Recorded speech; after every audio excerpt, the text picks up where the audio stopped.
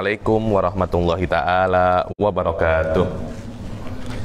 Alhamdulillah, alhamdulillahirabbil alamin, wassalatu wassalam ala sayyidil mursalin wa ala alihi wa sahbihi wa man tabi'ahum bi ihsanin ila yaumiddin. Nawaitu ta'luma wa ta'lim wa naf'a wal intifa' wal ifadah wal istifadah wal hatha ala tamasuki bi kitabillahi ta'ala wa sunnati rasulihi wa du'a ilal huda wa dalalata alal khairi wa ibtigha'a mardatihi wa qurbihi wa thawabihi wa ta'ala.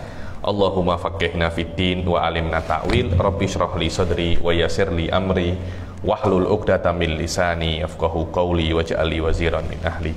Bismillahirrahmanirrahim. Bismillahirrahmanirrahim. Bismillahirrahmanirrahim. Alhamdulillah, alhamdulillah. Bagaimana kabar tuan-tuan, puan-puan? Sehat semua?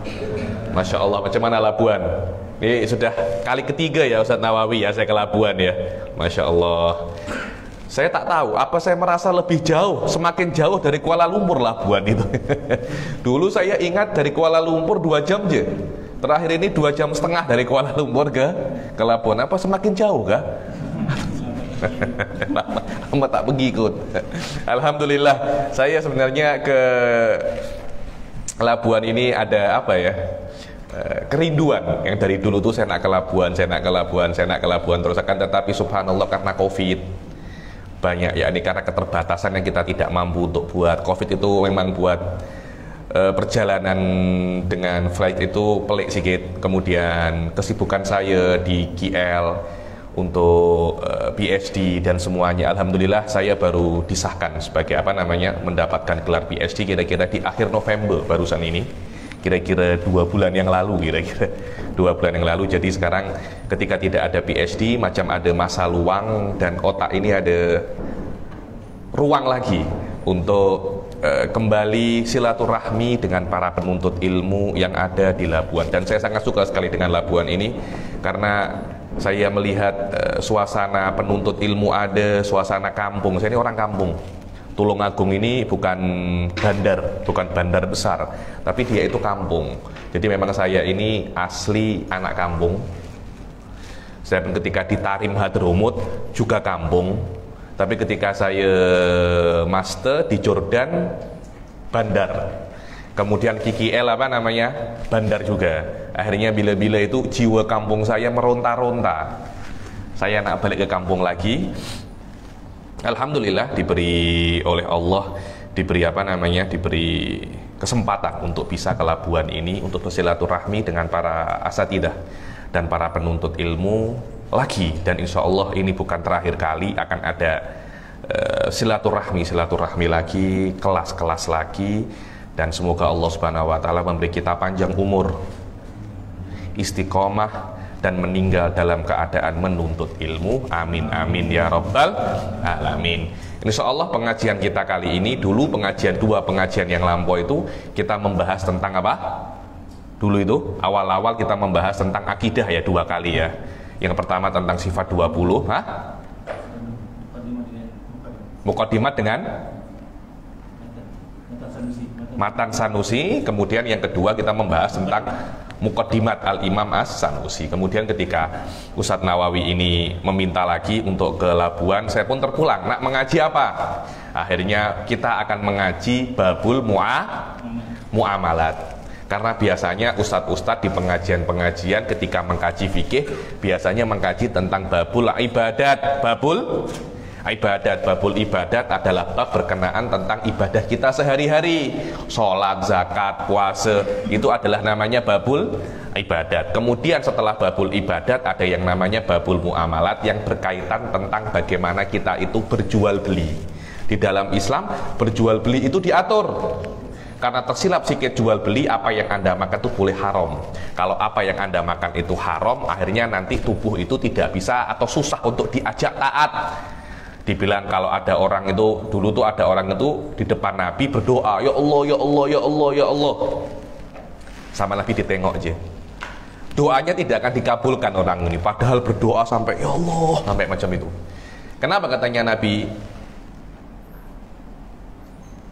Makannya haram, minumnya haram, Ini apa namanya, pakaiannya juga haram. Ketika semuanya haram, bagaimana doanya nak diijabahi? Ketika Ustadz Nawawi ini meminta untuk babul muamalat, langsung kitab yang terbesit di dalam otak saya adalah kitab Al-Yaqutun Nafis ini. Kitab Al-Yaqutun Nafis. Kitab ini dulu saya pelajari ketika saya semester pertama, semester kedua di Al-Ahqaf University ketika saya masih ambil degree. Sejarah saya dengan kitab ini sangat panjang sekali. Saya memulai mengkaji kitab ini ketika saya masih di Indonesia. Ketika saya masih pesantren, masih budak kecil lagi di pondok pesantren Darut Tauhid Malang yang sekarang sedang mengadakan haul peringatan kematian 20 tahun pendiri Darut Tauhid Malang. Dulu saya mengkaji kitab ini awal-awal babul muamalat dan ke belakang itu dengan guru saya Al-Ustadz Asy-Syaikh Sholeh bin Abdullah Awad Abdun. Kemudian saya ke Hadramut untuk ambil degree di Al-Ahqaf University pun juga dikaji Al-Yaqutun Nafis. Akan tetapi wallahu alam kelihatannya Ustadz Nawawi ketika beli terjemahannya yang ada hanya apa namanya? Yang ada hanya kitab ibadah saja terjemahannya. Terus saya pening, kita nak teruskan ibadat, kita teruskan muamalat atau patah balik ke ibadat. Terus saya bilang, kita coba dulu babul ibadat, babul muamalat. Kalau memang susah untuk difahami karena tidak ada terjemah bahasa Melayu atau terjemah bahasa Indonesia, boleh nanti kelas-kelas yang akan datang, boleh kita patah balik ke babul ibadat. Ala kullin, kita coba babul muamalat dulu. Sedikit saya nak cerita pasal kitab Al-Yaqutun Nafis. Kitab Yaqutun Nafis ini dikarang baru saja. Pengarangnya adalah Al-Habib Ahmad bin Umar Asy-Syatiri. Ahmad bin Umar Asy-Syatiri ini wallahu alam saya pribadi tidak pernah jumpa dengan beliau. Tapi guru-guru saya Mufti Tarim diantaranya Syekh Muhammad bin Ali Ba'udhan, Mufti Tarim Muhammad bin Ali Al-Khatib, beliau pernah berjumpa dengan Al-Habib Ahmad bin Umar Asy-Syatiri. Beliau ini adalah adik dari muassis atau pendiri satu madrasah yang penuh berkah sekali, yang sampai sekarang banyak sekali graduan daripada madrasah tersebut menjadi ulama besar di Indonesia dan banyak di Khawli. Beliau adalah Al-Habib Abdullah bin Umar Asy-Syatiri. Beliau adalah pendiri Rubat Tarim yang sampai sekarang penuntut ilmu dari Malaysia, penuntut ilmu dari Indonesia, bahkan dari Singapura masih masih datang ke sana untuk menuntut ilmu. Ahmad bin Umar Asy-Syatiri adalah adiknya. Adalah apa namanya? Adiknya.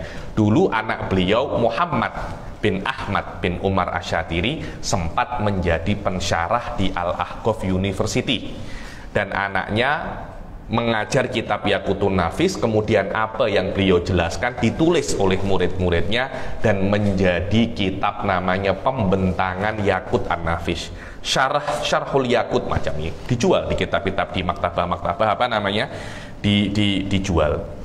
Kitab ini sangat elok sekali, walaupun dulu ketika saya belajar level yang tinggi daripada fikih seperti Minhajut Thalibin karangan Imam An-Nawawi, guru saya Syekh Muhammad bin Ali Ba'udhan, salah seorang senior di Mufti Tarim, di Fatwa Tarim, di Majlisul Fatwa Tarim, selalu mengatakan kalau kamu belajar kitab apapun di dalam bab muamalat, Anda mesti ada di samping Anda kitab Yaqutun Nafis. Kitab Yaqutun Nafis karena cantiknya kitab ini dan mudah menjelaskan hal-hal yang berkaitan tentang apa namanya jual beli.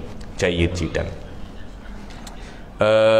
Inilah sedikit tentang siapa itu Ahmad bin Umar Asy-Syatiri dan kitab Yaqutun Nafis. Saya tak nak panjang-panjang pasal kitab dan mu'alif karena nanti akan memakan waktu yang banyak, padahal waktu saya di Labuan ini tidak banyak ya. Ini saya kira hanya 4 kali majelis saja ya Ustadz Nawawi ya. Saya sebenarnya nak 10 kali majelis, tapi hanya diberi 4 kali majelis oleh Ustadz Nawawi. Kita kena apa namanya belasah lah Ustadz Nawawi. Jaid jidan. Saya akan sedikit menjelaskan kitab fikih di dalam fikih Syafi'i itu dibagi menjadi 4. Dibagi menjadi 4 suku. Suku yang pertama, seperempat yang pertama berkaitan tentang ibadat. Ibadat ini berkaitan tentang bagaimana Anda sholat dan syarat-syaratnya. Karena itu kan syaratnya sholat sebelum sholat. Anda sebelum sholat mesti memenuhi semua syaratnya. Apa syaratnya sholat? Bersuci. Nah, bersuci karena ada airnya. Karena itu di awal-awal fikih Anda mesti belajar bab air. Air dua kula, air tidak dua kula, air ini najis, air tidak najis, bagaimana itu? Air yang bisa untuk bersuci, tidak bisa untuk bersuci, semua itu berkaitan tentang syarat-syarat sholat. Bagaimana cara menutup aurat, bagaimana cara beristinja, itu semuanya berkaitan tentang syarat untuk sholat. Kemudian setelah sholat Anda mempelajari tentang zakat. Setelah zakat mempelajari tentang puasa. Ini nak Ramadan kita nak puasa. Kemudian kalau Anda nak haji, baru Anda diwajibkan untuk mempelajari haji. Sekarang tidak wajib mempelajari haji. Nanti kalau nak haji, tuan-tuan sebelum haji mesti wajib mempelajari apa? Haji. Oke. Ketika seorang muslim itu mengetahui bagaimana cara beribadah, hubungan antara dia dan Allah itu cantik, yang lebih dikenal dengan nama hablun minallah. Sudah, hablun minallahnya cantik. Akan tetapi manusia hidup di dunia. Di dunia itu tidak hanya hubungan dengan Allah, Anda memerlukan juga hubungan dengan manusia yang lain. Karena manusia itu dikatakan makhluk sosial. Makhluk sosial, dia tak boleh hidup asing-asing sendiri di hutan, di gua. Tak boleh. Itu mungkin kalau boleh hanya 1-2 orang. Majority orang tak boleh semacam itu. Hidup sendiri di gua macam Tarzan. Tahu Tarzan ya? Tarzan itu yang apa namanya? Awo itu tuh. Tak boleh manusia hidup semacam itu hanya dengan mangki, hanya dengan kera-kera. Itu mungkin kalaupun bisa 1-2 orang saja. Majority orang tak boleh semacam itu. Majority orang macam kita-kita ini perlu berinteraksi, perlu jumpa orang. Lah nanti yang namanya manusia nak sesuatu, saya nak teh tarik, saya nak baju, saya nak handphone, saya nak macam-macam. Tidak boleh untuk mencuri. Dibuatlah yang namanya bisnis, jual beli. Tapi Islam mengatur cara jual beli, mengatur cara bagaimana Anda mempunyai kepemilikan. Kadangkala Anda nak beli susah, nak beli rumah susah. Rumah sekarang mahal kan? 300.000, 400.000, mahal. Saya tak kuat beli rumah. Terus macam mana? Sewa aja. Nanti ada pembahasan tentang sewa menyewa, ada pembahasannya. Semuanya diatur di dalam Islam. Kenapa? Agar tidak terjadi kegaduhan. Diatur sedemikian rupa cara jual beli agar tidak terjadi kegaduhan. Sewa menyewa agar tidak terjadi kegaduhan, agar cara jual beli sesuai dengan tabiat manusia, sesuai dengan Islam. Kenapa? Agar tidak terjadi kegaduhan. Karena kalau berhubungan dengan uang itu sudah tidak kenal saudara, tidak kenal ayah dan emak. Sampai ada orang itu mengatakan uang itu tak ada saudara karena semuanya tak ada yang sama. Angka-angkanya itu semuanya berbeza. Jadi dilahirkan asing-asing. Maknanya tak kenal satu sama lain. Berapa banyak kita tengok anak seseorang bunuh abangnya, seseorang bunuh jirannya, semuanya sebab uang. Akhirnya dijelaskanlah oleh Rasulullah SAW bagaimana cara untuk bermuamalah dengan baik. Dan majority sekarang negara-negara, kerajaan-kerajaan sedang menuju yang namanya Islamic banking. Pernah dengar? Islamic banking. Ya, Islamic banking itu basicnya apa yang akan kita pelajari sekarang ini. Nanti bagaimana cara mengangsur uang secara Islam, mengangsur rumah secara Islam, bagaimana cara berhutang secara Islamik.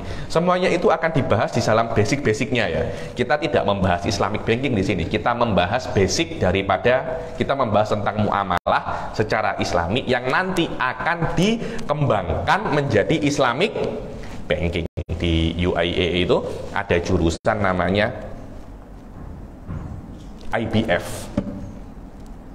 IBF itu adalah Islamic Banking, itu Islamic Banking, dan basicnya ya ini yang akan kita pelajari ini. Kemudian setelah Anda bermuamalah jual beli, lah jual beli kan uangnya, untungnya kan banyak kan, satunya mungkin jual kitab, satunya menjadi kontraktor, satunya menjadi jual macam-macam, uangnya kan banyak kan, untungnya banyak kan. Ayo, orang uangnya banyak, ketika di akunnya sudah ada 100.000, 200.000, apalagi yang dia nak? Menikahlah. Loh, betul kan? Uangnya sudah banyak tapi tak punya istri, akhirnya perlu menikah. Karena itu lepas babul muamalat ada yang namanya babul munakahat, tentang pernikahan, bagaimana cara menikah, apa saja rukun menikah, bagaimana perceraian, bagaimana nafkah, menafkahi istri itu macam mana. Istri ini perlu dinafkahi, istri ini bukan kambing Anda bawa ke ke tanah lapang, engkau merumput je, makan rumput je macam lembu, macam sapi, kan tak boleh macam itu kan. Istri itu ada nafkahnya, kita mesti beri dia nafkah, dia punya hak yang mesti kita penuhi. Nafkah istri kan bukan dengan daun kan.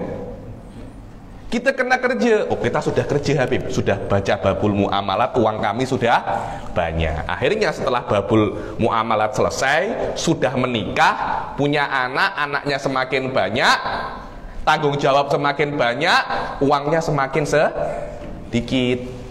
Karena dibuat menafkahi istri, bila-bila istri itu ada yang pelik, minta bag yang mahal-mahal, minta Gucci, minta Louis Vuitton. Ada itu di sini orangnya. Ada. Tuh tengok kan, tengok kiri, tengok kanan, ada yang tertawa. Insya Allah tak ada. Akhirnya suami itu uangnya habis. Uangnya habis, kerja kena corona, banyak dugaan, tak ada uang. Macam mana? Istri bebel, anak bebel, apa?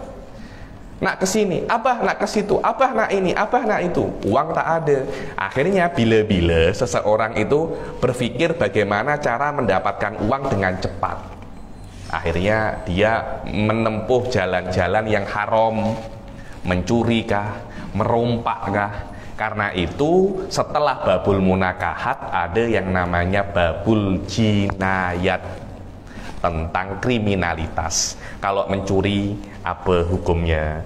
Kalau merompak apa hukumnya?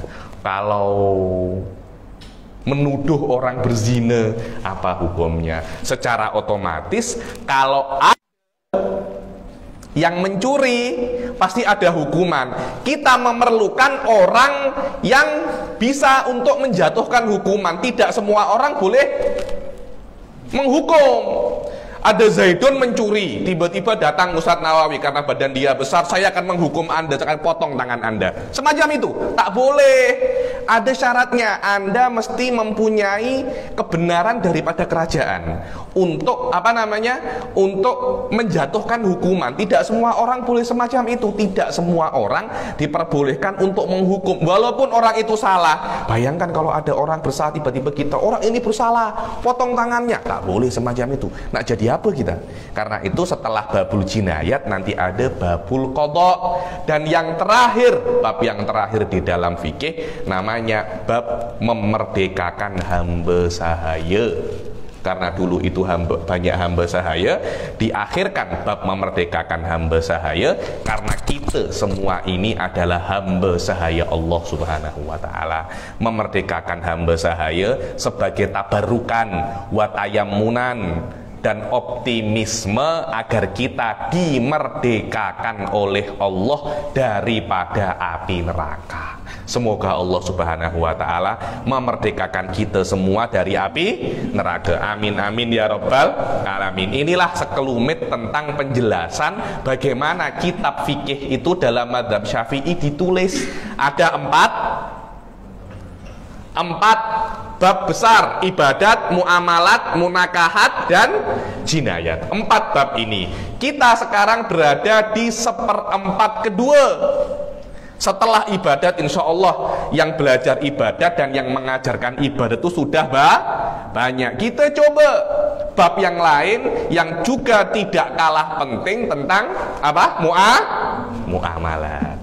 Jaijidan. Pertama, kita akan membahas bab muamalat. Bab pertama tentang muamalat itu berkaitan tentang al-bai'u.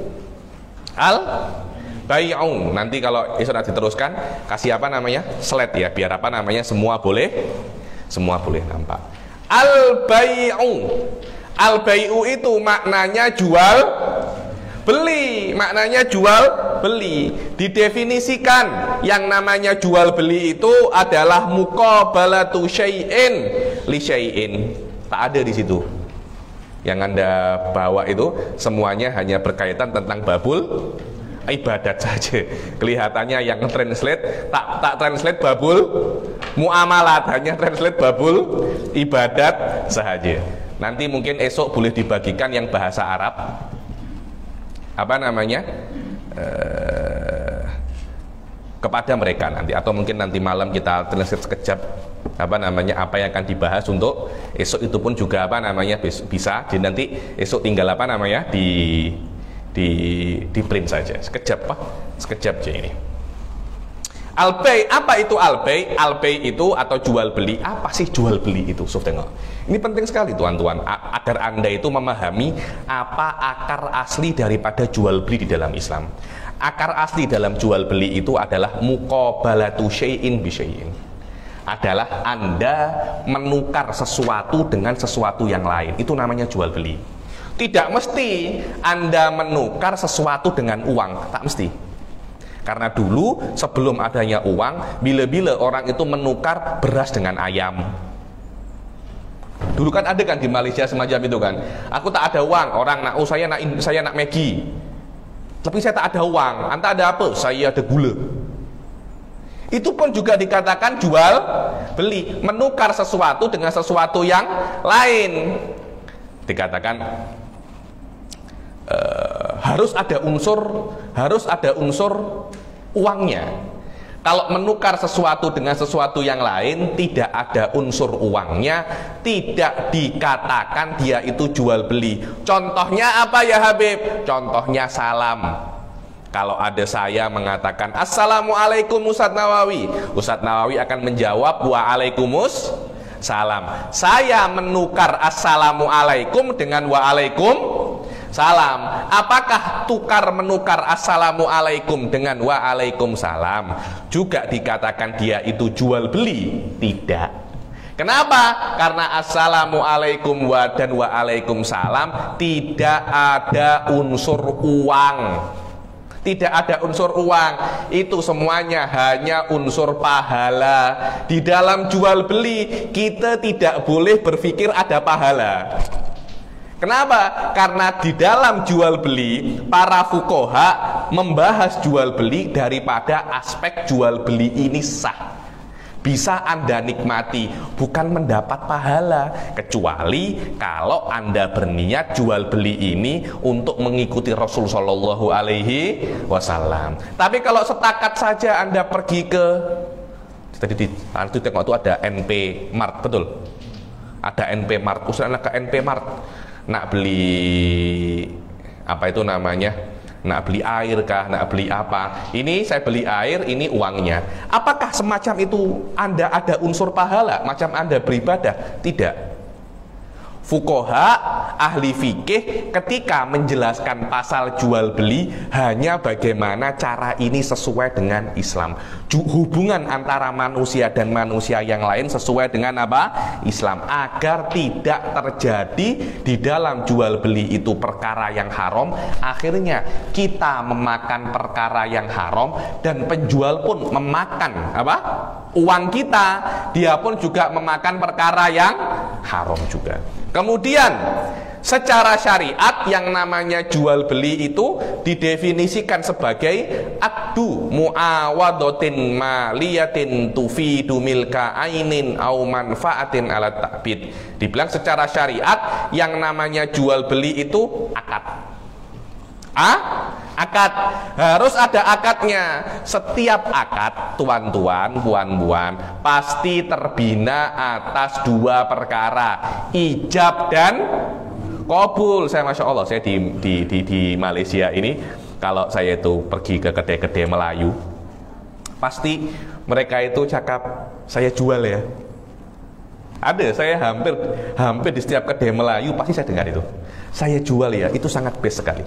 Itu sangat best sekali ya. Ini saya, setahu saya di Arab pun saya tak pernah dengar ini. Tak pernah dengar, saya tak pernah di kedai Arab saya jual ya. Ya ini paling best mereka cakap terima kasih.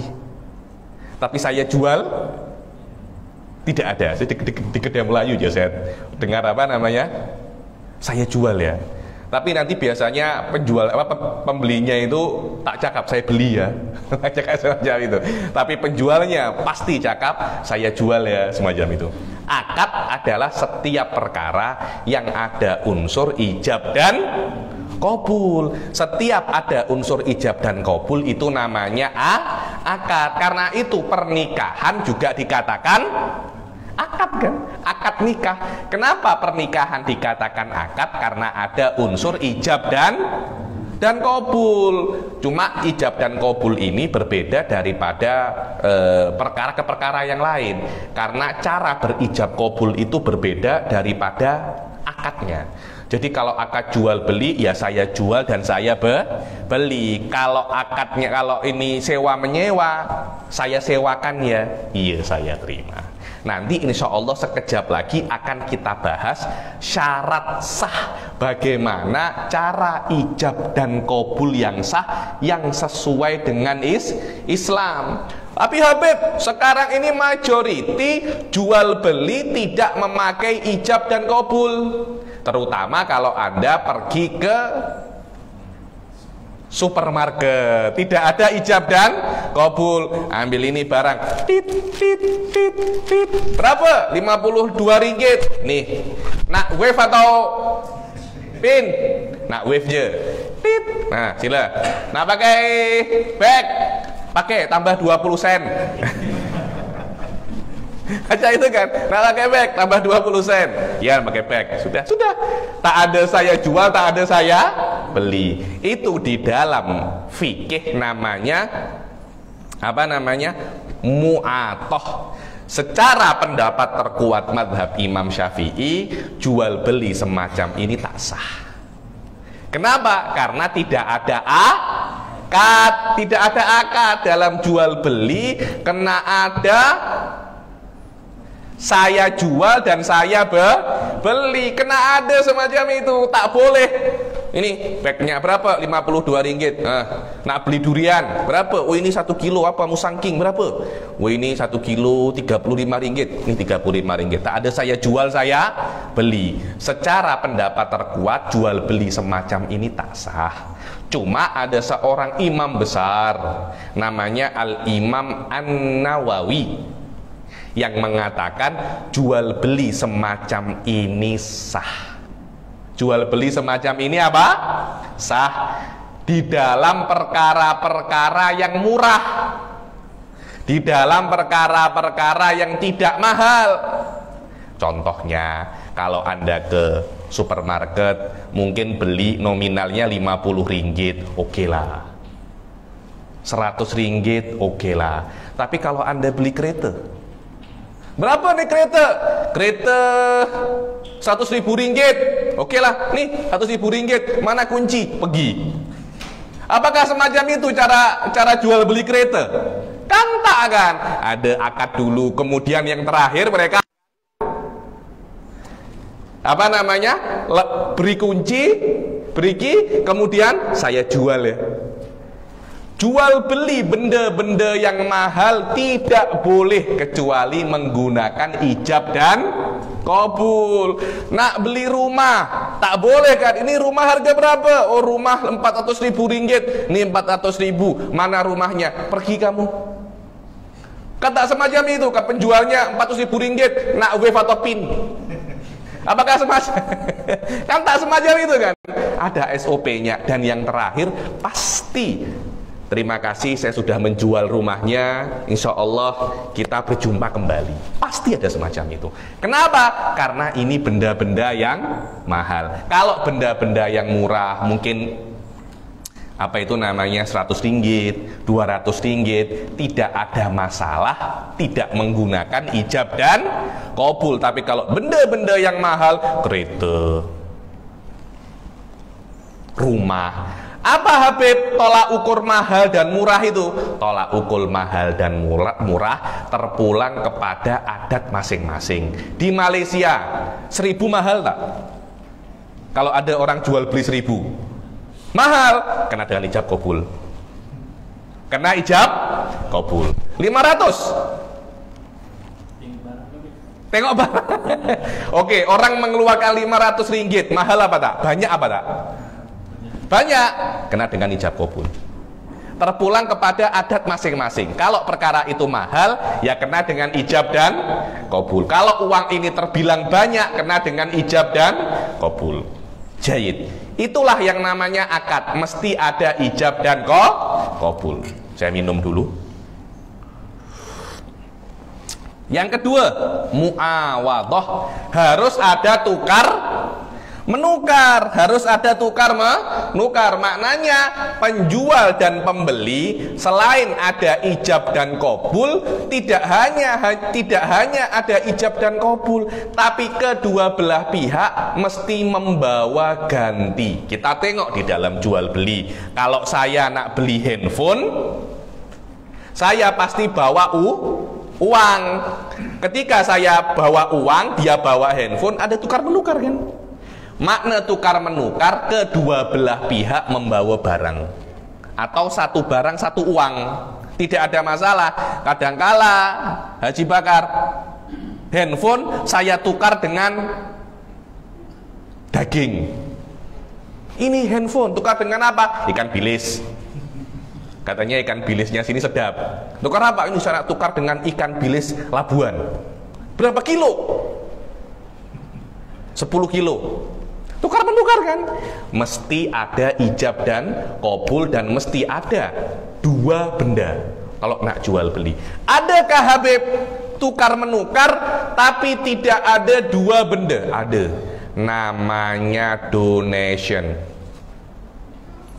atau kita kenal dengan hibah. Apa? Hibah. Donation tidak ada tukar menukar. Macam saya dengar ada buku ini infak.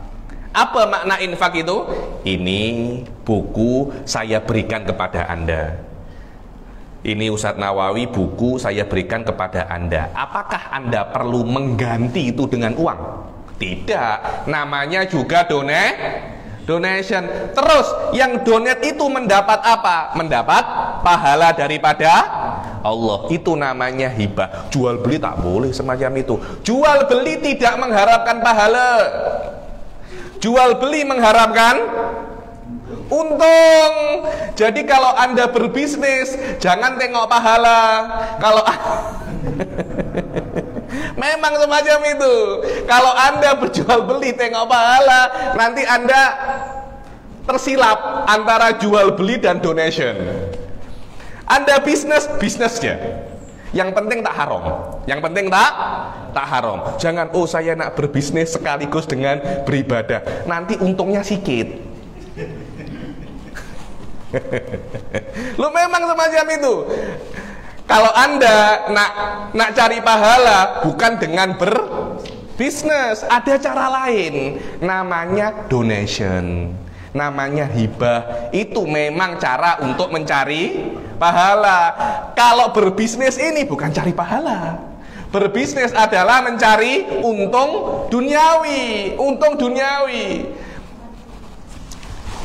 Maliyah berbisnis, tengok maliyah harus ada akad tukar menukar, ada unsur harta, bernilai harta. Kalau tak bernilai harta bukan jual beli namanya.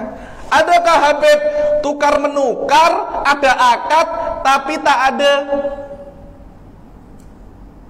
nilai hartanya? Ada. Apa itu? Menikah, puan. Menikah itu ada akadnya kan? Saya nikahkan putri saya Fulanah binti Fulan dengan Ustadz Nawawi. Second wave kah? Oh tidak. Qabil tu nikah. Suf tengok ada ijab dan qabul. Ada tukar menukar. Menukar apa Habib? Iya. Di dalam menikah ada yang namanya mahar kan? Mahar itu untuk apa coba? Mahar itu wajib kena Anda beri ke perempuan itu. Untuk apa? Untuk Anda diperbolehkan untuk bersama dengan perempuan tersebut. Tanpa adanya mahar, Anda tak boleh bersama. Oh, bersama maknanya berjima ya. Ini sedikit lucah sedikit. Nanti ada bersama macam mana? Bersama-sama macam ini kan? Tak semacam itu. Maknanya bersama-sama atau berjima. Anda kira berjima dengan perempuan free kah? Tak, kena bayar. Bila-bila kencing dia kena bayar. Bersama tak bayar. Kena Anda bayar. Tapi bayar ini untuk Anda diperbolehkan bersama dengan perempuan itu. Tapi di dalam pernikahan tidak hanya mengandung unsur harta, tak. Pernikahan ada unsur ibadah. Kalau Anda nak untung bukan dengan menikah. Menikah itu ada tukar menukar, tapi tidak murni tukar menukar, tidak murni bisnis. Tidak murni saya nak menukar itu saya kena untung, tak ada semacam itu. Di dalam pernikahan ada unsur tukar menukar, menukar mahar dengan Anda diperbolehkan membangun rumah tangga dengan perempuan ini, plus ada unsur ibadah. Karena menikah itu adalah ibadah. Jadi saya nak menikah, saya nak untung, salah. Menikah itu ada bukan untuk untung. Menikah itu ada untuk menjaga setengah agama Anda. Menikah itu diberikan oleh Rasul untuk menjaga syahwat kita. Karena kita itu manusia, ada syahwat, mesti dihilangkan, mesti ditunaikan. Bagaimana cara menunaikan syahwat dengan cara Islami? Ya dengan cara menikah. Karena itu menikah tidak bisa dikatakan jual beli. Saya membeli istri saya, bukan Anda beli itu istri saya, istri Anda. Istri Anda adalah akad pernikahan, dan pernikahan bukan jual beli. Karena pernikahan ada unsur ibadah. Jual beli tidak ada unsur ibadah, hanya ada unsur apa? Uang. So, Anda kalau belajar kitab muamalat ini, otak Anda mesti sedikit berubah daripada orang yang selalu pahala. Dalam ini tak ada uang semacam. Yang penting apa namanya? Halal. Yang penting halal. Memang semacam itu. Itulah susahnya menjadi ahli fikih. Kalau membahas ibadah, hubungan Anda kena hablum minallah. Membahas muamalat, hablum minannas. Manusia tidak bisa memberi pahala, yang memberi pahala adalah Allah. Jadi cara mindset kita di dalam muamalat bukan mencari pahala, tapi mencari keuntungan yang halal. Semacam itu memang. Karena itu yang ada unsur ibadah bukan di sini tempatnya, di bab-bab yang lain. Banyak orang itu ketika belajar dengan saya babul muamalat itu, cara berpikir dia masih cara berpikir ibadah. Karena dia ini orangnya sering ke majelis taklim, sering hadir majelis taklim, jumpa ustadz, jumpa habaib, jumpa masyayikh. Jadi pahalanya apa yang dia nak itu, apa yang dia pikir itu bagaimana cara mendapat pahala sebesar-besarnya. Saya cakap di muamalat tak boleh berpikir semacam itu.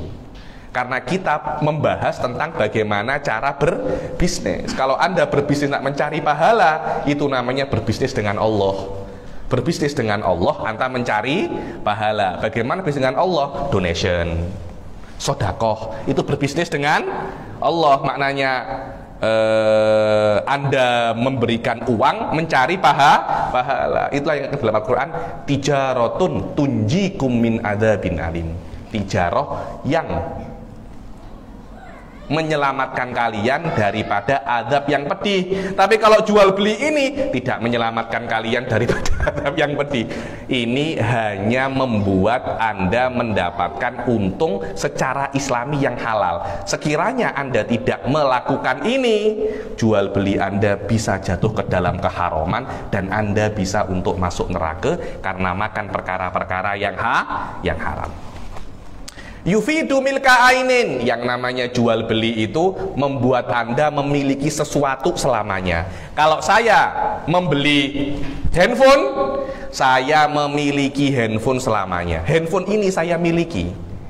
Di beberapa akad saya tidak memiliki handphone, saya memiliki saya memiliki hak untuk memanfaatkan handphone. Akad ini kita kenal dengan nama menyewa. Menyewa itu bukan memiliki. Saya menyewa rumah daripada Haji Bakar. Apakah saya memiliki rumah itu? Tidak, saya boleh untuk menggunakannya. Saya menyewa 1 tahun. Berapa 1 tahun? 10.000 ringgit. Ya sudah, saya boleh untuk menggunakan rumah ini selama 1 tahun. Lepas 1 tahun akan kembali lagi ke Haji Bakar. Itulah yang namanya menyewa. Jual beli tak semacam itu. Jual beli tidak 1 tahun, tidak 2 tahun, selamanya.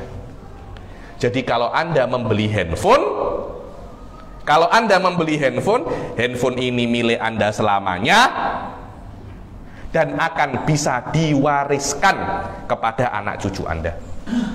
Kalau Anda mati, handphone ini menjadi barang warisan. Tapi barang sewaan tidak bisa menjadi barang warisan. Yakni kalau diwariskan pun hanya sampai akadnya selesai. Saya menyewa 1 tahun, lepas 6 bulan saya meninggal, ya anak cucu saya mewarisi sewa 6 bulan itu. Setelah 6 bulan, harta itu akan kembali lagi ke Haji Bakar. Itulah yang namanya jual beli. Yang pertama ada akad, ada ijab kabul, ada tukar menukar, ada unsur hartanya, dan menjadikan harta itu menjadi milik kita selamanya. Kemudian Al-Habib Ahmad bin Umar Asyatiri mengatakan rukun jual beli itu ada 3.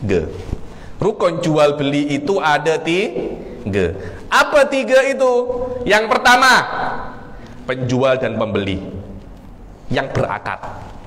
Yang berakad itu penjual dan pembeli.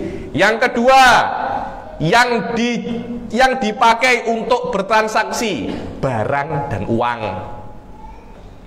Kalau saya membeli, contohnya saya dan Ustadz Nawawi jual beli handphone. Saya ada uang, Ustadz Nawawi ada barang. Cakapnya masih barang ya. Ada uang, ada barang. Saya namanya pembeli, Anta namanya penjual. Handphone ini namanya barang, uangnya perkara yang saya beri ke Ustadz Nawawi untuk mendapatkan handphone namanya uang. Kemudian ijab dan qabul. Ijab dan qabul. Inilah 3 perkara yang mesti, 3 perkara secara umum dan 6 secara detail. Penjual, pembeli, barang, uang, ijab dan qabul. Ada berapa? 6. 6 perkara ini adalah rukun jual beli. Sekarang Al-Habib Ahmad bin Umar Asyatiri akan menyebutkan satu persatu daripada rukun, syarat daripada rukun jual beli. Yang pertama, syurutul akidain. Syarat sah menjadi penjual dan syarat sah menjadi pembeli. Apa saja ya Habib? Syarat sah menjadi penjual ataupun pembeli ada 4. Apa itu? Yang pertama, orang itu mesti mutlak tasarruf. Apa mutlak? Tasarruf. Pernah dengar mutlak tasarruf? Mutlak tasarruf itu orang itu mesti akil balik dan bisa untuk bertransaksi. Ada beberapa orang itu tidak bisa untuk bertransaksi. Contohnya kalau itu budak kecil. Budak kecil macam tuh, ada banyak-banyak budak kecil main-main itu. Tiba-tiba budak-budak kecil ini umur 8 tahun, umur 9 tahun, tiba-tiba datang ke kedai handphone. Nak beli iPhone 14 Pro Max. Macam mana? Kira-kira penjualnya nak jual apa tak itu? Umur 9 tahun. Bawa uang, berapa harga dia? 5 6.000 ringgit, bawa uang 6.000 ringgit, budak kecil itu. Berapa harga iPhone 14 yang Pro Max itu? 6.000 ringgit. Ini 6.000 ringgit. Jual beli semacam ini sah apa tidak? Tidak sah. Kenapa? Karena budak kecil tidak dikatakan mutlakut tasarruf. Tidak bisa dia itu bertransaksi secara normal.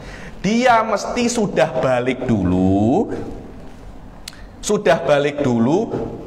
dan tidak dan diberi izin oleh syariat.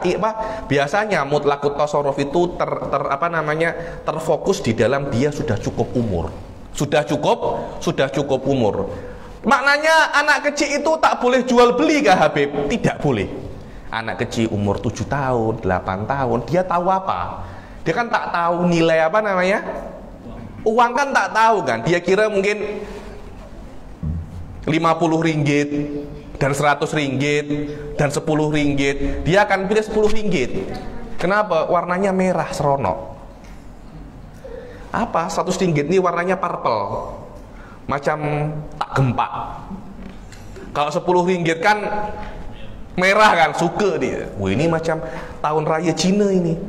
Warnanya merah, warnanya merah. Loh, kita akan pilih yang 100 ringgit. Kenapa? Hubud dunia, tahu sudah. Sudah tahu dunia. Orang semacam budak kecil itu tidak boleh untuk bertransaksi. Tapi para ulama mengatakan ada pengecualian. Budak kecil diperbolehkan untuk bertransaksi jika perkara-perkara itu dianggap murah. Contohnya nak beli gula-gula, boleh, tidak ada masalah. Budak kecil ke ke kedai-kedai runcit, nak beli apa? Nak beli apa? Es krim. Es krim cuma seringgit setengah, tidak ada masalah. Kenapa? Ini perkara yang murah. Nak beli apa itu tahu cupa-cup ya? Ada yang gula-gula, lollipop. Nak beli lollipop, tidak ada masalah. Tapi budak kecil umur 5 tahun, 6 tahun nak beli kereta, kejar. Panggil ayah kamu, panggil ayah kamu, panggil emak kamu, panggil abang kamu. Kamu tidak seyogianya, kamu tidak layak untuk beli kereta. Kamu tidak tahu nilai makna kereta itu, kamu tidak tahu. Kamu kira kereta itu bagimu, kereta itu hanya Hot Wheels. Tahu Hot Wheels ya, kecil-kecil itu adalah kereta. Tapi kereta-kereta macam Haji Bakar itu, Land Cruiser, datang budak kecil umur 5 tahun, saya nak beli Land Cruiser. Engkau tahukah makna Land Cruiser itu apa? Kan tak boleh semacam itu kan. Karena itu untuk jual beli disyaratkan orang itu harus mutlakut tasarruf. Makna mutlakut tasarruf ini orang tersebut orang tersebut sudah cukup umur dan diberi izin oleh syariat untuk bertransaksi. Bila-bila ada orang itu umurnya sudah tua, sudah 20 tahun, 30 tahun, tapi gila. Orang gila itu tidak boleh jual beli. Nanti bila-bila akan saya ajarkan, ada macam orang lagi itu, dia itu diblok daripada jual beli karena dia ada problem. Bagaimana ada problem itu? Dia tak boleh jaga uangnya. Bagaimana orang itu tak boleh jaga uangnya? Uangnya digunakan untuk maksiat. Uangnya banyak, di akun itu 300.000 ringgit, 1 juta ringgit, tapi dia gunakan untuk perkara-perkara yang maksiat. Contohnya apa? Dia pergi ke klub, dia berdisko, dia dengan perempuan-perempuan yang bukan muhrimnya, dia minum arak. Orang semacam ini di dalam syariat dikatakan mahjurun alaihi, atau dia membeli sesuatu yang lebih daripada harga yang normal. Contohnya handphone ini harganya 1.000 ringgit, dia beli 10.000 ringgit. Maknanya orang semacam ini tak boleh jaga harta. Walaupun umur Anda sudah 30 tahun, 40 tahun, karena Anda tak boleh jaga harta, Anda tak boleh untuk akad sendiri. Anda memerlukan orang yang membantu Anda untuk akad. Kemudian syarat yang kedua adalah dia tidak boleh terpaksa. Dia tidak boleh terpaksa. Kalau Anda jual beli, kalau Anda jual beli, mesti jual beli itu tidak boleh dalam keadaan terpaksa. Macam mana terpaksa itu? Ada orang tiba-tiba nak suat nawi datang ke saya bawa pistol, Habib beli kereta saya. Kan saya kan terpaksa kan. Orang terpaksa kalau jual beli tak sah. Begitu pula menceraikan istri kalau terpaksa juga tidak sah. Tiba-tiba ada orang datang, ada perompak datang, ceraikan istrimu dengan bawa apa namanya? Pistol. Kau tak ceraikan istrimu, kamu mati. Akhirnya dia menceraikan istrinya karena di bawah ancaman, di bawah tekanan. Masih tak puas perompaknya. Beli rumahku. Engkau ini perompak apa? Tak cukup untuk suruh menceraikan istrinya, disuruh untuk membeli rumahnya. Juga di bawah tekanan, terpaksa. Apakah jual beli itu sah? Tak sah. Jual beli semacam itu tak sah. Dulu tuh kita itu ketika saya masih di Jordan, saya itu jumpa dengan orang-orang daripada Turki, jumpa orang-orang daripada India, yang mana majoriti daripada orang-orang Turki dan orang-orang India itu madhabnya bukan madhab Al-Imam Asy-Syafi'i, tapi madhabnya Al-Imam Abu Hanifah. Madhab Imam Abu Hanifah itu majoriti dipakai di Turki, di India. Dalam pendapat mereka, dalam madhab mereka, jual beli dalam keadaan terpaksa, perceraian dalam keadaan terpaksa itu sah. Jadi kalau ada perompak mengancam dengan pistol, ceraikan istrimu, dan dia menceraikan istrinya, perceraiannya sah, istrinya terceraikan. Beli handphoneku, dia beli, jual belinya sah. Terus saya cakap, maknanya dulu itu perompak-perompak itu banyak madhabnya Imam Abu Hanifah ya. Saya cakap aja itu. Banyak madhabnya. Macam mana? Iya. Karena ketika ada orang merompak, sudah merompak kan masuk rumah, merompak kan dia bawa pistol, kemudian diikat kan? Diikat. Dia sudah ambil barang semua. Dia nak pergi, dia tak nak membunuh, dia hanya nak merompak. Jaga-jaga agar tuan rumah tak repot polis. Dia ancam, cakap, kalau aku repot polis, istriku tertalak. Dalam terpaksa dia mentaklikkan talak dan mengatakan, kalau aku repot polis atas kejadian perompakan ini, istriku tertalak. Dia sangat cinta dengan istrinya. Akhirnya dia membiarkan perompak itu lolos dan dia tak repot polis. Kawan-kawan saya marah, kurang ajar katanya Habib Ali itu katanya. Saya cakap apa namanya, banyak perompak-perompak zaman dahulu itu madhabnya Imam Abu Hanifah karena masalah ini. Karena menurut mereka kalau apa namanya sesuatu dilakukan di bawah ancaman atau di bawah tekanan, hukumnya apa? Sah. Syarat yang ketiga, kalau Anda nak jual beli sesuatu yang dianggap mulia di dalam agama, contohnya apa? Contohnya adalah mushaf.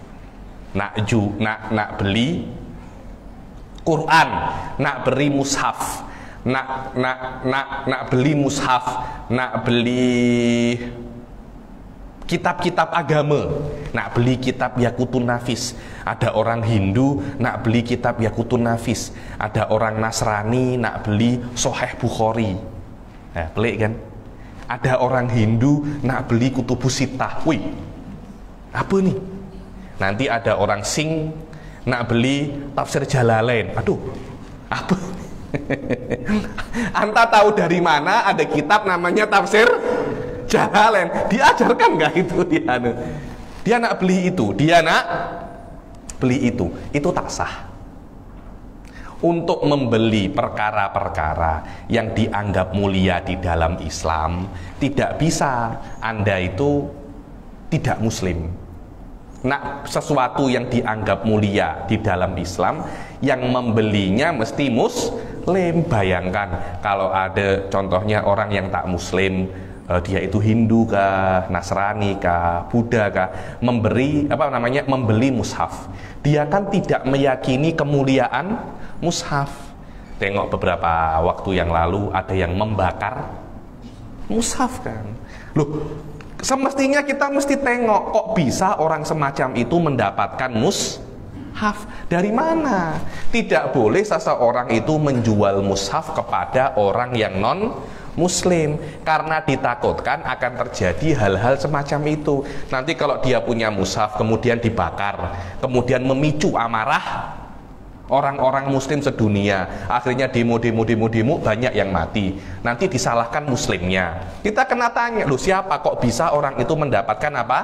Mushaf. Dari awal dalam mazhab Imam Syafi'i kita tidak diperbolehkan orang yang non muslim membeli mushaf, karena dia tidak memahami arti kemuliaan daripada Al-Quran. Saya pernah tengok orang muslim tidak hanya membeli mushaf, punya kilang percetakan mushaf. Pelik kan? Orang non muslim punya kilang percetakan mushaf. Hal-hal semacam ini mesti kita review balik, ini benar atau tidak secara Islam. Loh, beli satu mushaf saja tak boleh. Beli satu mushaf saja tak boleh. Karena kenapa? Ada potensi nanti Anda menghinakannya. Ini sesuatu yang mulia untuk kami. Sahih Bukhari jangan. Ini sesuatu yang mulia, saya nak baca. Engkau nak baca mungkin lewat internet kah? Atau mungkin melewat dengan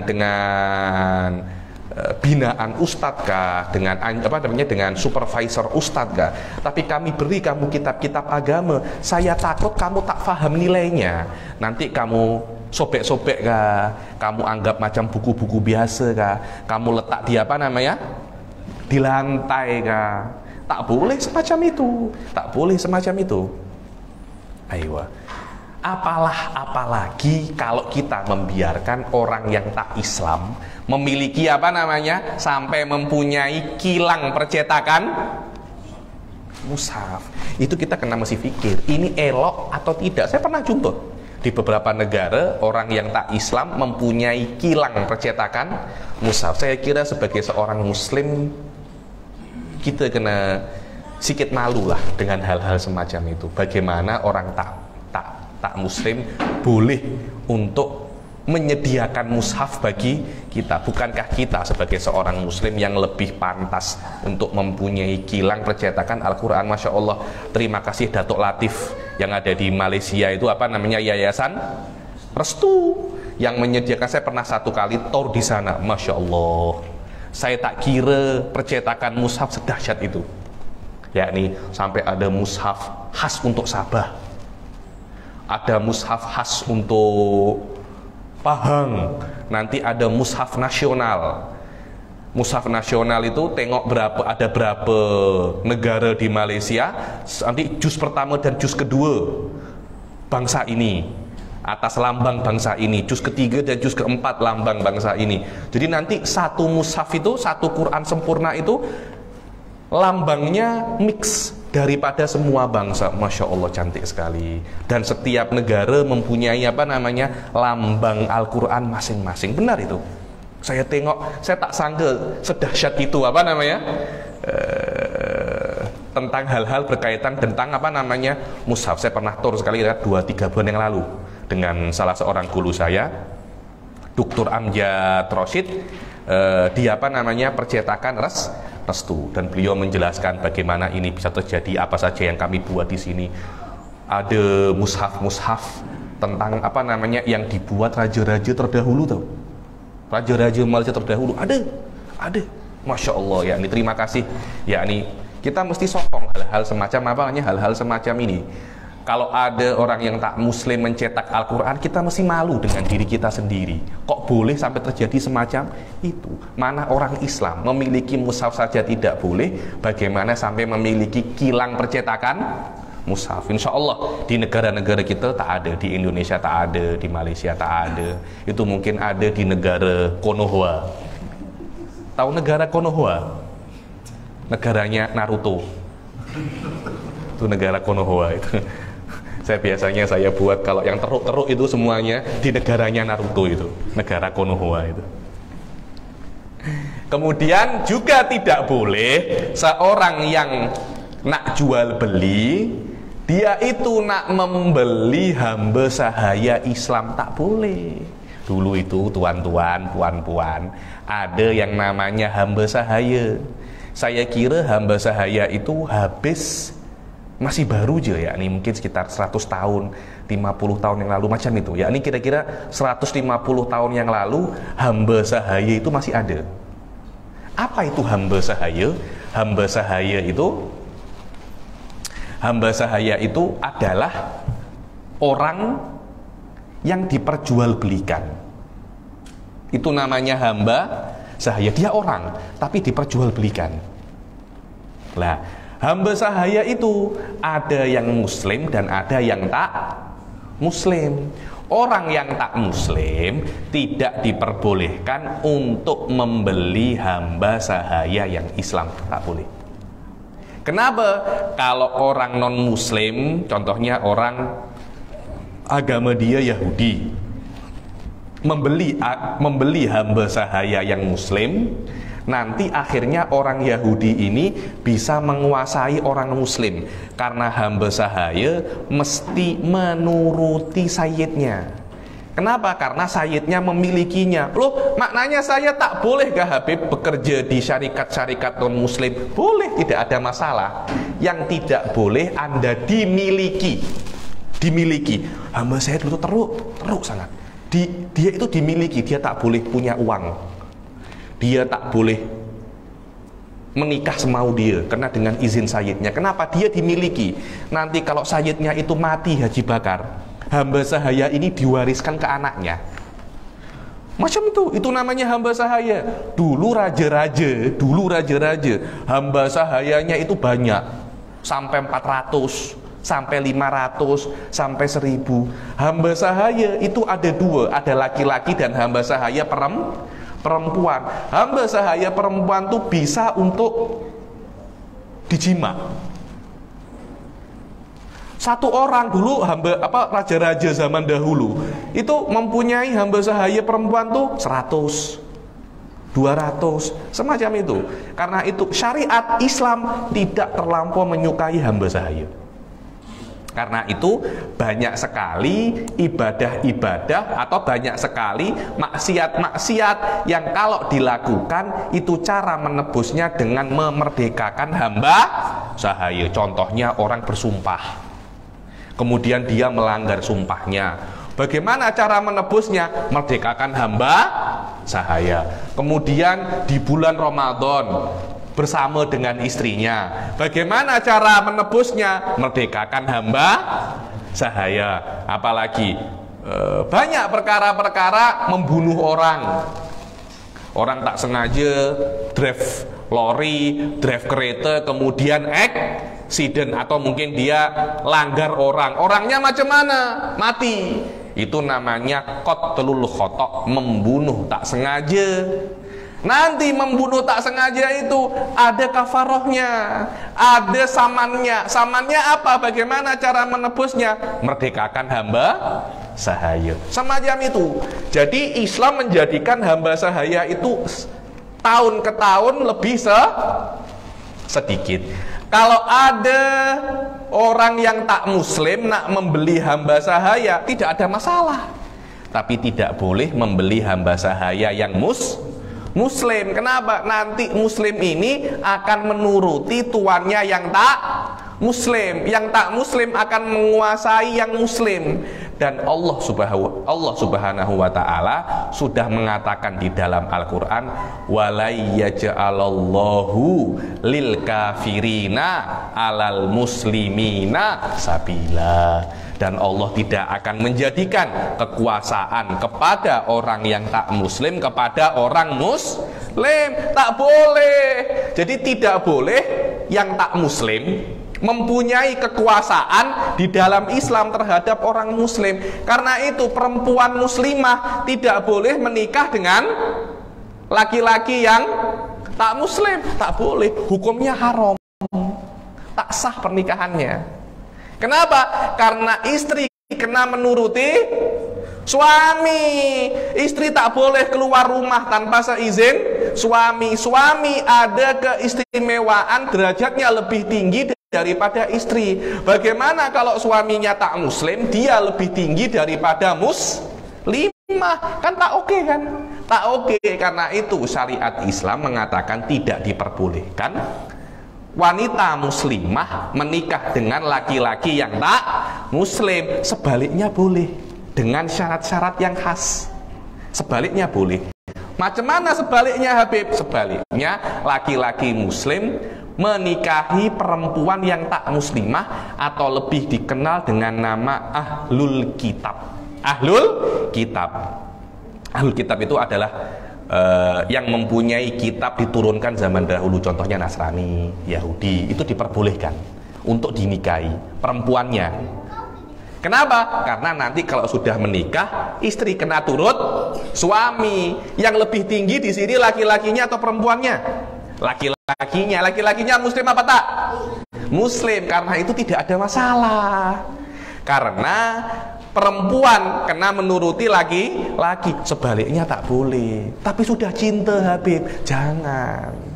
Banyak kan orang-orang kan tak apalah, saya nak menikah, mungkin perempuan yang muslimah nak menikah dengan apa namanya, laki-laki yang tak muslim. Sudah dinasehati, jangan, ini tak seiman, tak seagama. Nanti rumah tangga Anda akan sering apa? Begaduh. Tak apa, Habib, saya sudah cinta, Habib. Orang-orang Indonesia itu selalu cakap, kalau cinta itu tai kucing rasa coklat. Cakap semacam itu. Jadi tak ini tai kucing memang, tapi rasa coklat. Sudah dibutakan oleh cinta. Loh iya, sekarang engkau cinta tapi untuk long term tak oke itu. Kenapa? Karena yang namanya cinta itu perasaan. Yang namanya perasaan itu boleh berubah-ubah. Sekarang Anda cinta, esok Anda benci, itu biasa. Biasa, betul apa tak Tuhan? Betul. Sekarang saya benci dengan Nawawi. Tengok muka Nawawi je, Masya Allah, nak saya belasah-belasah itu orang. Nanti lepas 1 tahun, Masya Allah, cintanya sangat banyak kan. Anda tengok di politik-politik di negeri Konoha itu, di PRU tahun ini, Masya Allah, maki-maki. Wah, ini jangan. PRU yang selanjutnya, kawan kan? Ada macam itu? Ada. Di sini tidak ada. Di Konoha ada. Di negara Naruto sana ada. Kenapa? Biasa. Karena yang namanya cinta itu memang semacam itu. Karena itu kita tengok ketika sebelum menikah, Masya Allah, cintanya sangat. Ini ada kawan saya ketika dulu berkapel. Girlfriendnya digigit nyamuk, nyamuknya dikejar. Nyamuknya dikejar. Kenapa nyamuk itu berani menggigit girlfriend saya? Dikejar. La haula wala quwata illa billah. Menikah 2 tahun bercerai. Tak hanya bercerai, repot ke polis. Loh, ketika saya dengar, engkau tak ingat kah dulu engkau pernah kejar nyamuk yang apa namanya? Nyamuk yang gigit isi itu dulu, sekarang nih kurang ajar. Jangankan nyamuk, ada kalau ada megalodon mangsa saya beri dah katanya. Ada singa mangsa ini, istri saya biar matilah, tak ada masalah. Biasa semacam itu. Tuan-tuan jangan terkejut, karena yang namanya cinta itu perasaan itu tak boleh kita kontrol. Perasaan itu sekarang ada, esok tak ada. Ahli sunnah wal jamaah mengatakan semacam itu. Benci juga sama. Karena itu para ulama habaib itu mengatakan jangan terlampau benci. Nanti orang yang sangat Anda benci boleh jadi akan menolong Anda dan Anda akan cinta kepada dia. Karena itu orang-orang Indonesia itu kalau cakap, oh saya benci dengan perempuan ini, oh iya, benci itu benar-benar cinta. Benci benar-benar cinta. Nanti perempuan yang Anda benci itu biasanya menjadi istri Anda. Kenapa? Ya memang benci itu tanda cinta biasanya. Namanya benci itu tanda cinta. Biasa semacam itu. Biasa semacam itu. Jadi tidak boleh perempuan yang muslimah hanya karena cinta menikahi suami yang tak muslim. Kenapa? Karena nanti potensi akan terjadi perceraian. Karena hari-hari tak ngam nanti. Hari-hari tak ngam. Nanti suaminya kena istrinya kena menuruti suami. Nanti kalau anaknya macam mana? Dia punya anak. Istrinya, engkau ke masjid aja, jadi Islam. Suaminya, jangan, engkau jadi Hindu aja. Engkau jangan sembah Allah, sembah yang di Batu Cave itu. Ada kan yang berhala besar itu. Engkau mau ke Batu Cave, sembah ke Batu Cave ya. Siapa yang berkuasa di rumah? Suami kan? Suami derajatnya lebih tinggi. Apa namanya? Ar-rijalu qawwamuna 'alan nisa. Laki-laki itu lebih tinggi derajatnya daripada perempuan. Memang semacam itu. Kalau derajatnya sama, begaduh. Hari-hari apa? Begaduh. Karena itu dibuat laki-laki lebih tinggi dan tidak boleh. Yang lebih tinggi adalah yang tais Islam. Ini adalah ini bukan mesti kita itu resis atau apa, tapi ini adalah cara untuk menjaga rumah tangga agar tak bercerai. Karena Islam tidak suka perceraian. Dibuat semacam ini agar tidak bercerai. Dan syarat yang terakhir untuk penjual dan pembeli adalah kalau yang membeli itu perompak. Ada perompak, saya perompak contohnya. Saya nak beli pistol kepada Ustadz Nawawi. Ustadz Nawawi tidak boleh untuk menjual kepada saya pistol atau menjual kepada saya perkara-perkara yang bisa saya gunakan untuk merompak. Tak boleh semacam itu. Kenapa? Karena Anda membantu saya untuk merompak. Dan biasanya sekarang kan banyak peperangan. Nanti tuan-tuan ikuti perang Rusia dan Ukraine ya. Rusia dan Ukraine. Ikut ya, ayah. Jadi kalau ada orang Amerika mengatakan bahwasanya jangan jual senjata ke fulan dan fulan. Kenapa? Akan membuat perang di Ukraine semakin lama. Loh, sama dulu itu di Islam itu ada orang itu perompak. Perompak itu yang apa ya? Kalau di Malaysia itu macam film Alibaba Bujang Lapuk. Jadi ada macam kafilah, nanti di tengah jalan dihalau. Itu namanya perompak. Lah perompak itu kan tak pakai tongkat kan, tak pakai batu, dia pakai pedang. Dulu pakai pedang, sekarang pakai pistol, sekarang pakai roket. Merompaknya lebih canggih. Jadi Ustadz Nawawi tahu saya itu adalah perompak. Saya datang, ada senjata apa yang paling baru? Bolehkah saya beli? Tak boleh semacam itu. Kalau dia tahu saya ini perompak, dia tidak boleh menjual alat-alat yang membantu saya untuk melakukan pekerjaan saya sebagai perompak. Tak boleh. Kalau Anda menjual, Anda berdosa dan jual belinya tidak sah. Kenapa? Karena Anda membantu orang untuk bermaksiat. Tapi kalau ada orang, kenapa Anda nak jual? Kenapa? Saya nak beli pedang. Kenapa? Saja saya suka samurai. Saya ini suka dengan samurai, saya nak buat apa? Hiasan di rumah. Boleh tak? Boleh, tak ada masalah. Karena saya bukan perompak, saya hanya membeli pedang untuk hiasan sahaja. Sama kalau saya perompak, saya nak beli pisau, tak boleh. Karena potensi pisau itu digunakan untuk bermaksiat kepada Allah. Maknanya tidak boleh seseorang itu menjual barang-barang untuk bermaksiat. Walaupun di dalam beberapa madhab itu sah, tapi tetap berdosa. Contohnya saya itu pembuat, saya punya kilang arak.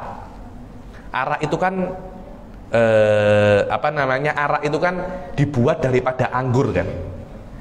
Lah, Ustadz Nawawi ini atau Haji Bakar ini kilang punya apa namanya itu? Hah? Apa? Ladang anggur, betul. Haji Bakar punya ladang anggur luas sangat. Dia tahu saya ini adalah kilang anggur. Saya kilang apa? Carlsberg. Saya punya kilang wine. Apa nama jenamanya? Nama jenayanya wine apa? Konoha lah. Wine Konoha. Saya Dia tahu saya ini punya kilang wine ya. Haji Bakar, saya panggil dia Haji pula. Haji, saya nak beli anggur Anda. Berapa? Semua saya nak beli. Saya tak cakap untuk wine karena dia haji. Kalau saya cakap untuk wine, dia tak akan jual. Untuk apa anggur ini? Saja-saja saya nak beli saja. Tapi Anda tahu saya punya kilang wine. Haram hukumnya Anda menjual anggur Anda kepada saya. Haram hukumnya. Kenapa? Karena anggur Anda akan saya buat untuk untuk buat arak. Yang arak itu akan dibuat untuk maksiat kepada Allah. Tak boleh semacam itu. Ada lagi kalau banyak lah pokoknya. Setiap perkara yang digunakan untuk haram tidak boleh Anda menjualnya. Kalau Anda tahu tahu gambus ya, gambus. Banyak madzhab itu mengatakan gambus itu haram. Ada macam gambus ting ting ting ting ting ting ting ting, itu banyak yang mengatakan itu haram. Ada orang beli gambus hanya untuk hiasan saja. Saya pernah banyak tengok orang itu hanya untuk hiasan. Ada yang memang dia itu untuk bermain gambus. Haji Bakar pengrajin gambus, pengrajin macam buat-buat semacam itu. Tolong buatkan saya gambus. Berapa harganya? 10.000 ringgit. Ya ada apa, saya tambahin 15.000 ringgit. Buatkan saya gambus. Kalau dia tahu perkara ini haram untuk saya dan tetap dia buatkan, itu hukumnya haram. Tidak boleh. Kenapa? Karena Anda membantu orang lain untuk berbuat haram. Tak boleh semacam itu. Inilah 4 syarat di dalam penjual dan pembeli. Sebelum saya teruskan di syarat uang dan barang, apakah ada pertanyaan? Silakan. Nah, ini saya suka ini ada pertanyaan ini. Macam mana? Tak ada masalah. Saya katakan dari awal tuan, tidak ada urusan pahala. Hanya urusan apa? Uang, bisnis, untung. Untung itu tidak ada kena-mengena dengan Islam. Anda boleh ambil untung dengan Islam, juga ambil untung dengan Muslim dan bukan orang Muslim. Cuma orang yang tak Muslim tidak boleh Anda jual kepadanya perkara-perkara yang dianggap mulia oleh Islam. Itu aja. Anda tak boleh berbisnis Al-Quran dengan orang Muslim, orang yang tak Muslim, tak boleh. Tolong saya ada project nih. Project pengadaan Al-Quran untuk kampus UIA contohnya. Anda serahkan project ini ke orang yang tak Muslim, itu tak boleh. Tak boleh itu. Tapi saya ada project ini, pengadaan buku tulis untuk musola, untuk majelis taklim Darul Rahmah. Anda serahkan ke orang yang tak Muslim. Boleh apa tak buku tulis? Boleh, tidak ada masalah. Karena tidak ada bukan sesuatu yang dianggap mulia oleh Islam. Tidak ada pernak-pernik Islam di situ. Oh, ada bang, ada project nih apa? Saya nak buat project untuk pohon-pohon. Untuk pohon-pohon yang ada di KL. Boleh tak saya berikan project ini ke orang-orang yang tak Muslim? Boleh, tidak ada masalah itu. Karena bukan sesuatu yang ada pernak-pernik Islam. Oh, pohon itu ada unsur islaminya kah? Tak ada. Atau teh tarik ada islaminya kah?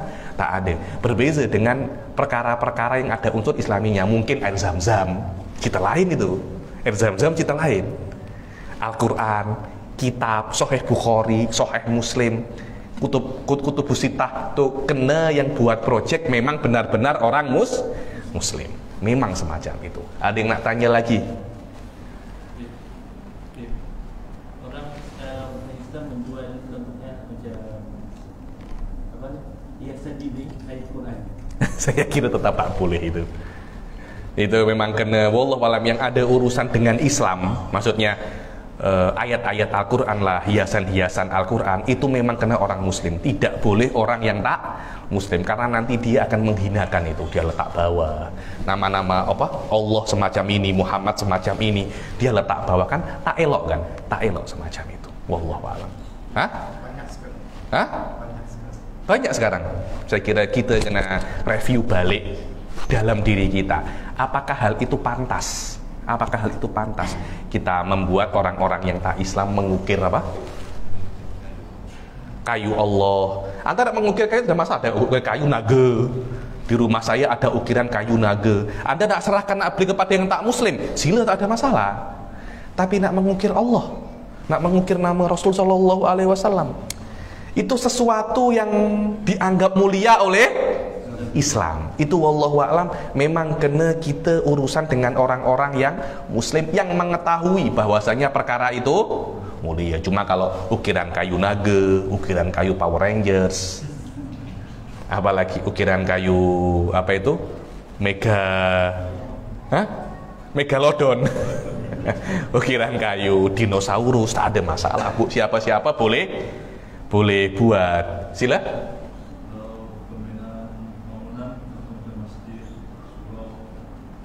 Sama, saya kira wallahu a'lam sama.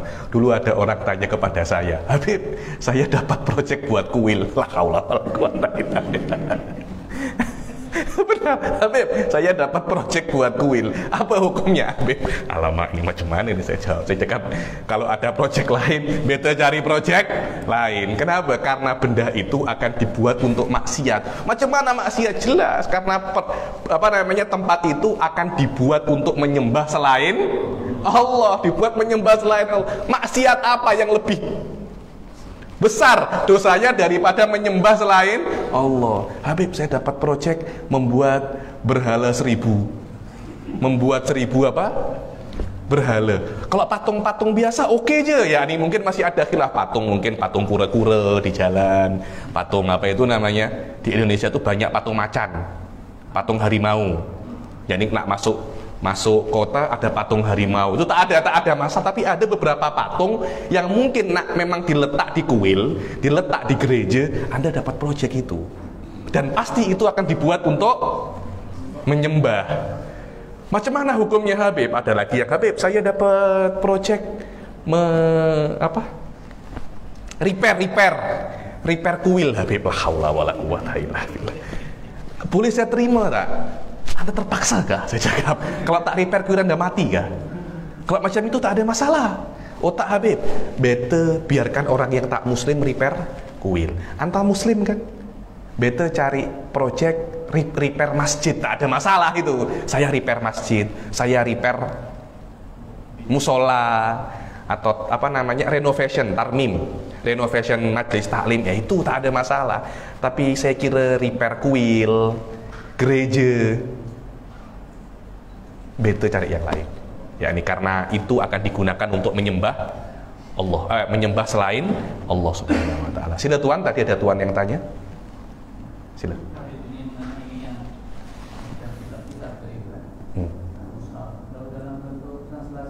Apa? Dalam bentuk translasi. Contohnya kan di Muslim itu ada satu bidang perbandingan agama kan. Betul. Saya kira kalau di dalam konteks itu untuk mengkaji tak ada masalah. Ya ini memang itu keperluan untuk keperluan kampus. Yang dimaksud di sini saja-saja, tak ada apa-apa. Anta bidang anta apa? Bidang saya pertayaran. Atau pertayaran ya, yang apa itu? Bengkel apa namanya? Kedai tayar. Tiba-tiba dia nak beli mushaf atau terjemahan mushaf. Apa kena mengena anta dengan mushaf dan terjemah? Berbeza dengan student ya. Student memang ada kena mengena, memang itu silabus atau apa, beza cerita lain. Memang dia mempelajari itu, dan orang-orang semacam itu diharapkan untuk mengetahui kebenaran Islam. Kalau memang dia beli, kenapa Anda beli? Saya membeli untuk mengkajinya, cerita lain itu. Cerita lain, memang saya nak mengkajinya. Ada ustadz, saya jumpa ustadz namanya Nawawi, menyuruh saya untuk membeli mushaf atau terjemahannya untuk saya kaji. Cerita lain itu. Karena dia membeli itu di bawah supervising Nawawi. Tak saja ini. Dia tak ada kerja apa ya hari ini? Beta beli mushaf. Nah, macam itu. Dia tak ada apa-apa, hanya nak killing time nak beli mushaf. Loh, dia nak beli mushaf tak ada masalah. Yang jual itu yang problem. Anda tak boleh jual kepada dia. Kenapa? Karena dia tak tahu kemuliaan mushaf. Nanti boleh jadi ketika dia itu beli, dia lempar ke sampah karena dia tak tahu, dia anggap mushaf ini macam buku-buku yang lain, dia tak paham itu. Mungkin dia anggap macam Naruto kah, macam komik Naruto kah, dia tak paham itu. Dia tak paham itu.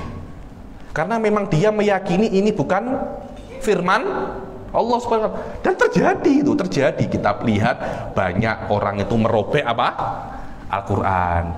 Banyak orang itu membakar Al-Qur'an beberapa hari yang lalu, dan selalu terjadi. Wallahu a'lam. Nak tanya lagi? Ada yang nak tanya lagi? Puan-puan? Tak ada? Cukup Ustaz Nawawi? Sudah 1,5 jam? Tak terasa? Tak terasa, tekak saya yang terasa.